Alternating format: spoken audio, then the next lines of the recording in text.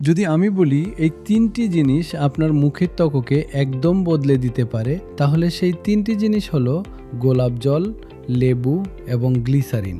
এই ৩টির ঘরোয়া ব্যবহার আপনার মুখের হারিয়ে যাওয়া আর্দ্রতা, উজ্জ্বলতা এবং কোমলতা ফিরিয়ে আনতে সাহায্য করে। প্রথম ধাপ, কাঁচা দুধ দিয়ে মুখ পরিষ্কার করুন যাতে মুখের ময়লা এবং মৃত কোষগুলো দূর হয়ে যায়।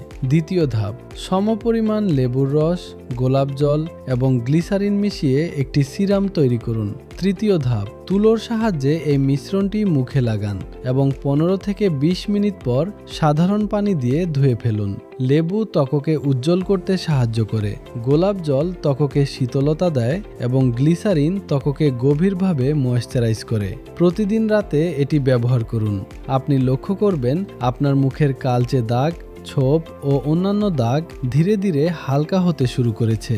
মুখের দাগ তো দূর করবেনই, কিন্তু যদি আপনার ঠোঁটকে প্রাকৃতিক গোলাপি রং ফিরিয়ে দিতে চান তাহলে কমেন্টে লিপস লিখুন। আমি আপনাকে সেই ঘরোয়া উপায়টি জানাবো যা আপনার ঠোঁটের প্রাকৃতিক গোলাপি রং ফিরিয়ে আনতে সাহায্য করবে।